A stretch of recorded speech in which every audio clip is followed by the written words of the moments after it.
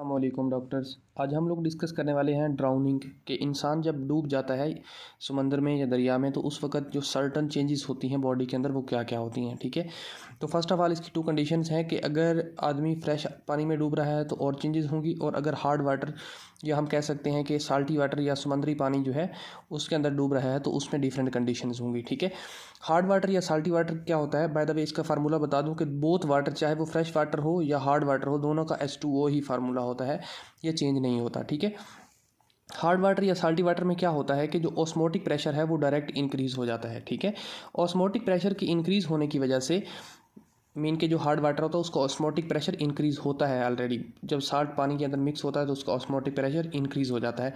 इसके इंक्रीज़ होने से क्या होगा, ये एक मैंने एल्वियोलाई ड्रा किया है और इसके नीचे जो है मैंने ड्रा किया है पल्मोनरी कैपिलरी। ठीक है, तो ऐसा होगा जब ऑस्मोटिक प्रेशर इंक्रीज़ करेगा तो यहाँ पे सपोज वाटर आया है through the into the lungs, mean के जो उसने सांस इनहेल की तो उसके थ्रू वाटर जो है उसकी एल्वियोलाई तक पहुँच गया है। जब एल्वियोलाई तक पहुँच गया है तो यहाँ पे जब इसका ऑस्मोटिक प्रेशर इंक्रीज़ करेगा इस वाटर में तो यहाँ से जो ब्लड है वो मूव कर जाएगा एल्वियोलाई में, फर्स्ट इंटरस्टिशियल में मूव करेगा।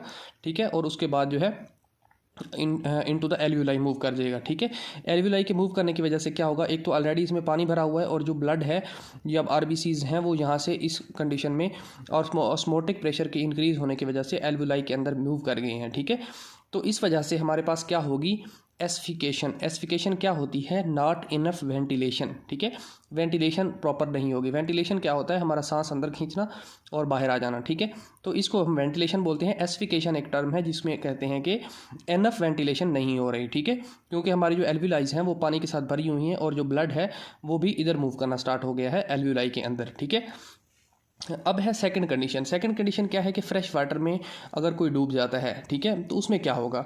फर्स्ट ऑफ ऑल तो इसमें साल्ट नहीं है तो इसकी वजह से उसका ऑस्मोटिक प्रेशर लेस होगा। ठीक है, डिक्रीज़ हुआ ऑलरेडी ऑस्मोटिक प्रेशर होगा। जब ऑस्मोटिक प्रेशर डिक्रीज़ हुआ होगा मीन के यहाँ पे ब्लड आएगा और इसका ऑस्मोटिक प्रेशर कम है।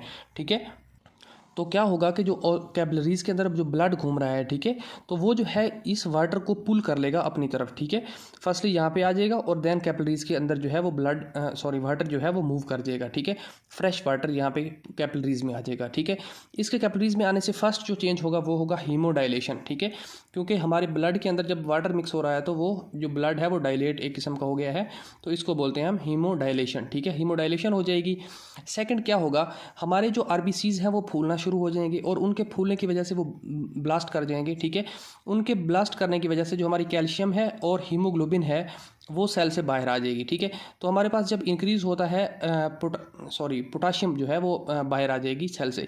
जो पोटाशियम है वो जब बाहर आ जाती है हमारे आरबीसी से तो हम उसको बोलते हैं हाइपर कैलमिया। ठीक है, हाइपर कैलमिया क्यों होगा, क्योंकि हमारे पास जो वाटर है वो आरबीसीज के अंदर इंटर हो गया है।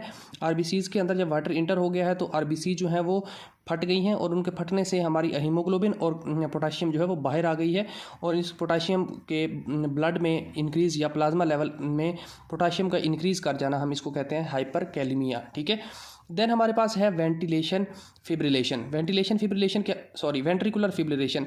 वेंट्रिकुलर फिब्रिलेशन इस वजह से होगी कि हमारा जो हार्ट है अगर उसको नॉर्मल ब्लड मिल रहा है तो वो हमारा नॉर्मल पंप कर रहा है ब्लड को इनटू द आयोर्टा या इनटू द पल्मोनरी आर्टरी। ठीक है, और अगर उसको ब्लड बहुत ज़्यादा मिल गया है या प्री लोड जो है या आफ्टर लोड जो है वो बहुत ज़्यादा इंक्रीज़ हो गए हैं, अगर वेंट्रिकल फिब्रिलेशन क्या होता है इसका नहीं पता है तो आपको वेंट्रिकुलर फिलिंग के लिए एक अलग से वीडियो मैंने बनाई थी, आप उसका लिंक मैं कमेंट बॉक्स में दे दूंगा, आप वो देख सकते हैं कि किस तरह वेंट्रिकल फिलिंग होती है। ठीक है, तो वेंट्रिकल जो है वो प्रॉपरली फिल नहीं हो पा रहे क्योंकि ओवर ब्लड है, ब्लड की जो क्वांटिटी है वो इंक्रीज़ कर चुकी है और वेंट्रिकल जो है वो बहुत ज़्यादा भर जाते हैं और ब्लड जो है वो प्रॉपरली पुश नहीं हो पाता। ठीक है, जिसकी वजह से हमारे पास वेंट्रिकुलर फिब्रिलेशन शो हो रहा होगा हार्ट के अंदर। ठीक है, तो ये है फ्रेश वाटर में किस तरह की कौन कौन सी चेंजेस होती हैं। ठीक है, नॉर्मली जब हमारे पास वाटर एक्सचेंज होता है एयर एक्सचेंज होती है इस पॉइंट पर तो इसमें हमारे पास जो प्लाज्मा फ्लूइड और आरबीसी के अंदर वाला फ्लूइड होता है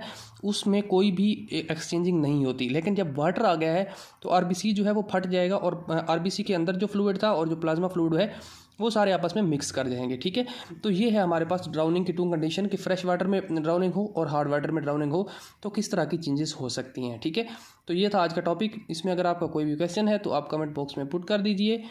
मैं आपको आंसर कर दूंगा। थैंक यू डॉक्टर्स, अल्लाह हाफिज़।